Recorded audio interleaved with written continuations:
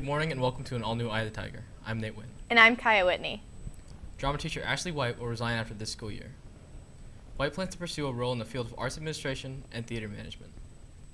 Obviously, as a person, I care a lot about her, and she's taught me so much that I can only wish the best for her, and I can only hope that she goes on to do really incredible things. I know that she's trying to get into the business of helping smaller theater companies, which I feel like is absolutely perfect for her. So I just hope that whoever steps in next holds those same core values of taking the art really seriously and making it very accessible to all different people. White's replacement has not been determined. Next year's math schedule may undergo changes.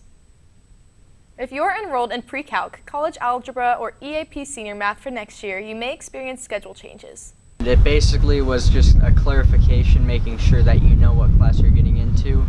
If there's an A through G requirement that you need and the class doesn't follow it, like senior math, you can just go and change it with the counselor. Requests to change courses are due by Monday. We now go to Dom Taylor for sports. Good morning and welcome to this Friday's edition of EOTSN. I'm Dominic Taylor. After boys volleyball defeated the 4th-seeded Granite Bay Grizzlies on Tuesday, the stage is set for a very competitive section championship fueled by rivalry. The Tigers will take on heated rival and the number 2 seed Whitney Wildcats in the Sac Joaquin section volleyball final.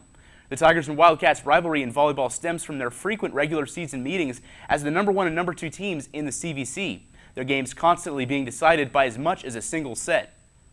This season, Roseville was able to handle the Wildcats all 3 times they faced off. However, it remains to be seen whether or not the result will change when the dynamic of a championship title is thrown into the mix.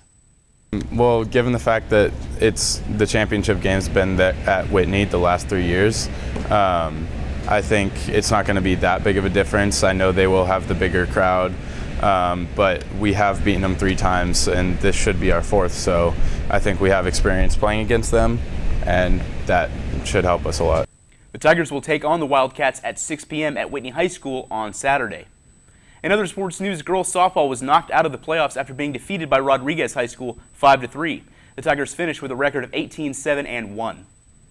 Roseville Track and Field had an impressive showing at the section finals Wednesday. For the track events, junior Ann Alexis Glaude qualified for the finals in the 400-meter event, as well as in the 4x400 relay with her teammates Sierra Bernardi, Madison Sandel, and Jordan Cantrell Frierson. For the field, senior Emma Mays will compete in the finals for triple and high jump, and junior Donovan Jones finished 5th in the high jump for boys, qualifying for the Masters meet next week. And that's all in your home for Roseville High School sports, top plates, breakdowns, and more. Eye of the Tiger Sports Network, EOTSN. And now we go over to entertainment. Thanks, Dom. Yesterday, the reveal event for the newest Call of Duty game, Black Ops 4, occurred, and it looks just as lackluster as the past couple of Call of Duty games. I really like how the developers Treyarch are bringing back the boots on the ground aspect of the game, but they're keeping the futuristic aspects that everyone despises. I really wish that they could reform the Black Ops series to what it was when Black Ops 2 was released. That game is the game of so many people's childhoods, and it was great. Literally every aspect of that game, the zombies, multiplayer, and story, were just flawless in every single way. The new game is also adding a Battle Royale mode, which just seems horrible. The Call of Duty series is not the type of game that should be adding something like that just because people are into it. The series has had so much success because it was good at what it did, but now it just seems like everything is going downhill, and that will really mark an end of an era in video games. And now we go back to news.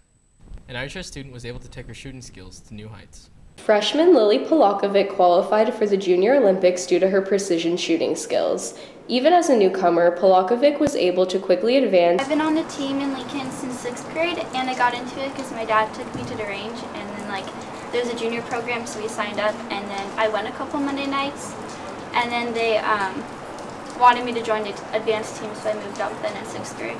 This was Polakovic's 2nd time attending the Junior Olympics, which gave her a chance to improve her shooting ability and enjoy herself. And it was really, really fun. It was a good learning experience, so I learned different ways to work on my position and then how to improve it in the future. So. The process of qualifying was fairly simple for Polakovic. And I qualified by, over with my team we had a local qualification match, and if you shot a certain score, or at least close to it, they would invite you to go up there for the match. Polakovic is working to better her scores in order to qualify for the next Junior Olympics. Attention seniors. Submit any pictures you want to be included in the slideshow of the final rally by posting it on Twitter or Instagram with the hashtag CO2018Memories or by sending them to the senior class Twitter account at 2018 RHS Tigers. That's it for us today on Eye of the Tiger. And remember, we're always on EyeTheTigerNews.com.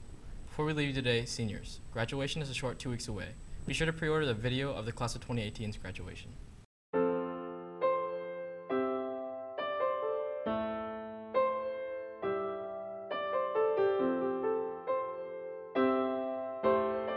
You're different.